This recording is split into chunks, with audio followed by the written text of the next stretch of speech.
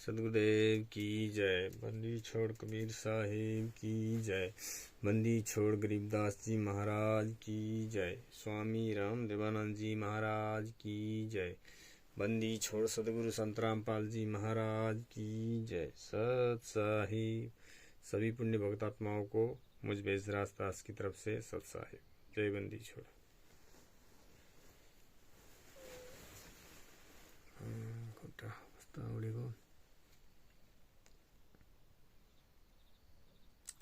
ज्ञान अमृत षड्यंत्र का 20 पेज नंबर 77। एक कहावत है कि चले जना आने आगन बे टेढ़। एक कहावत है बिहारी भाषा में लिखी गई। खुद को स्वामी दयानंद सरस्वती के वेदों का ज्ञान नहीं था और वे दोनों सही ज्ञान बताने का स्वयं को मास्टर घोषित कर लिए। संत रामपाल जी महाराज ने स्वामी दयानंद सरस्वती के अज्ञानों का उजागर करने लगे और साबित कर दिए कि स्वामी दयानंद के एक रति भी वेदों का ज्ञान नहीं था। तो उनके समाज के बड़े बड़े लोग जो अपने को आचार्य आदि के पद में बैठे अनुभवों को लगने लगा कि अब उनकी मान मर्यादा तथा आमदनी का स्रोत में बट्टा लगने अवश्य भावी है। अतः संत रामपाल जी के ज्ञान से जवाब न देकर बल एवं जोर दबाव का प्रयोग करने लगे। संत रामपाल जी ने आर्य समाजी के संबंध में अपना मत व्यक्त किया है कि आर्य समाज के लोग एवं सामान्य के लोग दोनों परमात्मा के ही बच्चे हैं, मगर अज्ञानता के कारण वास्तविकता एवं सत्य को ग्रहण नहीं करते और स्वयं तो जीवन बर्बाद कर ही रहे होते हैं, अन्य को भी मनुष्य जीवन का अज्ञानता के कारण बर्बाद करने का कारण बन जाते हैं।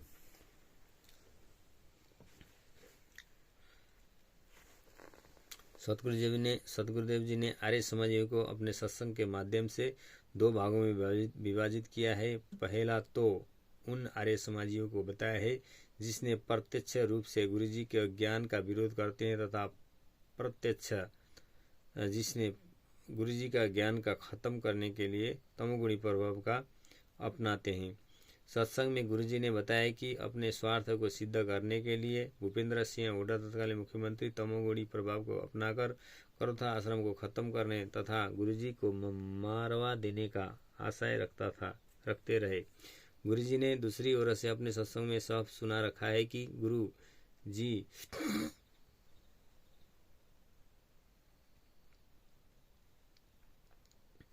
दूसरे ओर से अपने सत्संग को सफा सुना रखा है कि गुरु जी के जितने भी घर परिवार वाले मित्र रिश्तेदार नाते रिश्ते वाले हैं वे सभी आर्य समाजी हैं अर्थात और आर्य समाजियों का समर्थन कर में रहते हैं।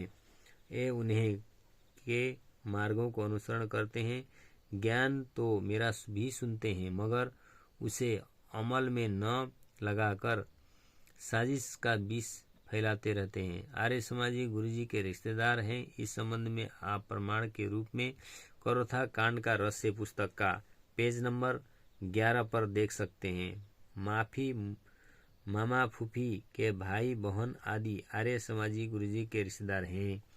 ध्यान योग्य विषय सतलोक आश्रम बरवाला हो या करोथा आश्रम, दोनों ही आश्रम में वही लोग प्रबंध करने वाले पद अधिकारी गण हैं जो गुरु। अब जयबंदी छोड़ सतगुरु संत रामपाल जी महाराज के। अब ये मैनेजमेंट गद्दार और अंधभक्त जो गुरु जी के ज्ञान को न सुन करके इन मैनेजमेंट ने बताए अनुसार चलने के कारण गुरु जी ने बताए हुआ सो सीधा सामने गुरु जी ने सत्संग में बताए हुए कि आर्य समाजी मेरे अपने परिवार हैं। गुरुजी ने बोल रहे हैं हमारे अपने भाई फूफा भाई नाते बेटा बेटी सब हैं बोलते हैं। लेकिन इन मैनेजमेंट गद्दारों ने आर्य समाजी और उनको बताया है और कांड भी ये आर्य समाजी करे बोले। लेकिन आर्य समाजी कौन है? तो ये नहीं है महेंद्र भगोड़ा, गुरुजी का बेटा, गुरुजी की बेटी, गुरुजी के पत्नी, संसारिक आफंत मामा फूफा सब इन्हीं गद्दारों ने साजिश करा के इतना बरवाला 2014 का बरवाला कांड करा दिया। और सारे भक्तों को मूर्ख बना के सबको अपने पीछे लगा रखा है। और गुरु जी को किसी आर्य समाजी ने, किसी ने भी, कोई बाहर के आर्य समाजी ने, कोई किसी ने गुरु जी को केस के विरुद्ध गवाही देकर गुरु जी को सजा नहीं कटाई है। जो भी जितने भी बाहर के केस लगाए हो सब गुरु जी रिहाई हुए हैं। किसी केस में गुरु जी को सजा नहीं हुई है। इन्हीं मैनेजमेंट गद्दार जो आर्य समाजी, इन्हीं गुरु जी के परिवार वाले ने जो गुरु जी को गवाही दिया है 429 430 में, उनमें गुरु जी को आजीवन कारावास हुआ है। और नेपालमा पनि जति पनि भगतहरू छन्, भगत समाज, गुरुजी को ज्ञान सम्झेर, गुरुजी को ज्ञानलाई बुझेर चल्ने हो, न कि यी मेनमेनरका यी नकली आश्रम, फर्जी आश्रमहरू खुले छन्। यी धन्देबाज हुन् यिनीहरू। यी सब पैसामा बिक्नेवाले, यी पैसामा सेलरीमा काम गर्नेवाला हुन्। यी नेपालमा पनि ठुला ठुला यी केशव मैनाली, यी राम कृपाल, यी सब गुरु गद्दार हुन् यिनीहरू। यी कहिले बुझ्ने? यिनीहरूले कहिले नि भन्दैनन् साथ। भोलि एक दिन त यो अवश्य उजागर हुन्छ। उजागर त भइसके। अब म पनि जाँदैछु ज्ञान अमृत षड्यन्त्रका 20 पुस्तक लिन। इन्डियामा आउँदैछ पुस्तक। अरू भगतहरू पनि मैले सुन्दैछु, अरू भगतहरू पनि जाँदैछन् पुस्तक लिनलाई। पुस्तक आउँदैछ, यो प्रचार हुन्छ नेपालभरि। अनि त्यसपछि यो त उजागर हुने नै हो। अनि यसै गद्दार लोग त्यतिखेर के जवाफ दिने यिनीहरूले? यिनीहरू पास कोही सबुत छैन। फर्जी पुस्तक बेटेछन्, सारा दुनियाँलाई फर्जी पुस्तक 2 नम्बरी काम गर्दैछन् यिनीहरूले। अगर 1 नम्बरी हो भने देखाउन्। भोलि यिनीहरूको जिम्मेवारी यिनीहरूले खुद लिन पर्छ। यहाँ फेर हामी पास त सबुत छ, प्रुफ छ, ठिक छ, नत्र सामुन्ने आउन्। ल कट्ठा हुँ भगत समाज। यो गुरुजीले भन्नु हो ज्ञान मार्ग हो। झुटो यी चल्दैन, झुटो कहिलेसम्म टिक्दैन। यो कहिलेसम्म झुटो दुनियाँलाई बेवकुफ बनाउँछौ? सच्चाइ सामुन्ने आइसके। गुरुजीलाई आजीवन कारावास भएकै हो। तिमी गुरु गद्दारहरू गुरुजीलाई जेलमा राखेर गुरुजीको ज्ञान, गुरुजीलाई हाइजेक गरेर, गुरुजीलाई दोषी लगाएर तिमीहरू यहाँ हलुवापुरी चबाउँदै गुरुजीको ज्ञानको विरुद्ध चलेर फर्जी पुस्तकको प्रचार गरे हौ। असली पुस्तक त अब प्रचार हुन्छ। ज्ञान अमृत षड्यन्त्रका 20 यो पुस्तक अवश्य प्रचार हुन्छ।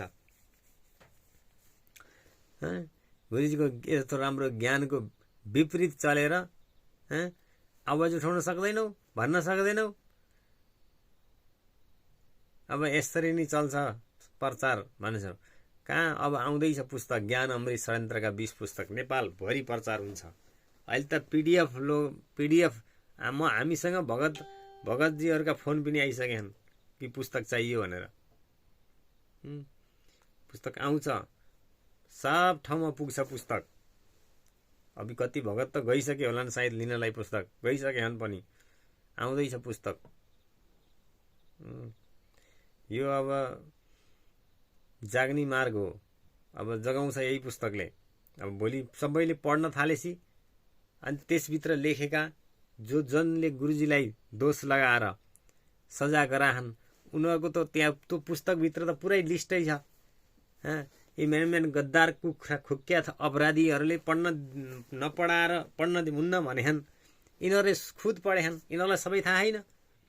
यी हाम्रो नेपालमा केशव मैनाली, राम कृपाल, यिनीहरूलाई पनि थाहा छ सबै कुछ। यिनीहरूले लुकाछन् कुरो। सच्चा भगत हुन्थे भने यिनीहरूले सरेआम उजागर गर्थे। यही पैसामा बिक्नेवाले हुन् यिनीहरू सबै। यसले सच्चाइको साथ दिन चाहियो।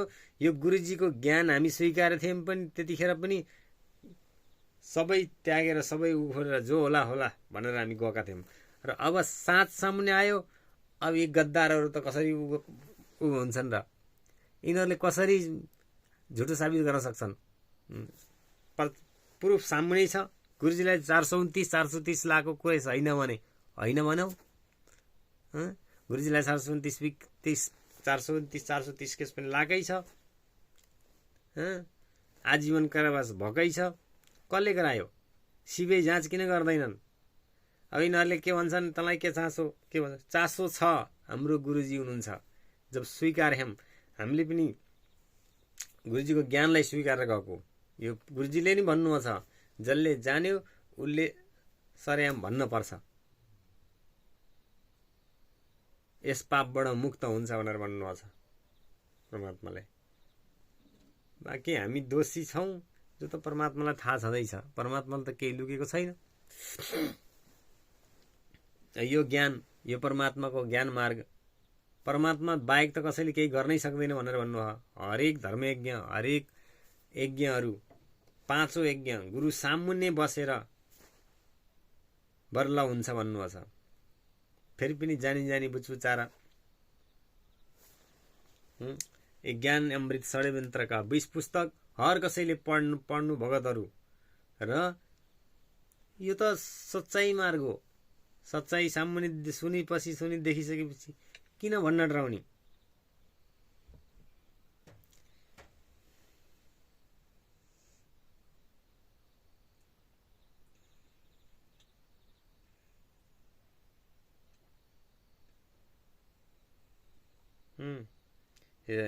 ध्यान देने योग्य विषय, सतलोक आश्रम बरवाला हो, करौथा आश्रम, दोनों ही आश्रम में प्रबंधन करने वाले पदाधिकारी गण जो गुरु 78 जी के नाते, रिश्ते, हित, मित्र, घर परिवार वाले आर्य समाजी के लोग हैं और वे सभी अंदर ही अंदर आर्य समाज के समर्थ में रहते रहे हैं।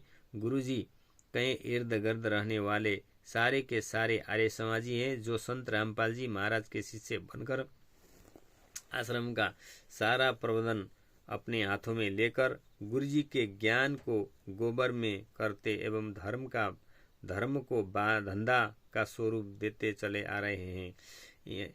हमें इन धंधा वालों को संपर्क में आने से बचना चाहिए। यही आर्य समाज के लोग अपने आर्य समाजी स्वरूप को बदलकर राष्ट्रीय समाज सेवा समिति आरएसएस का गठन किए हैं। अब जयबंदी छोड़ो, अब और रोचक, अब आगे के पेपर, आगे के उसमें पेजों में सुनने को मिलेगा। और आज के लिए इतना ही। अभी 2010 ई में राष्ट्रीय समाज सेवा समिति आरएसएस का गठन, 79 पेज नंबर, ये आगे से बोला जाएगा। सत साहिब जयबंदी छोड़ की। और अभी 31 दिसंबर को मीटिंग होने वाली है इसी पुस्तक के संबंध में, और इन मैनेजमेंट गद्दारों के बारे में सब भगत बैठ के चर्चा होएगा।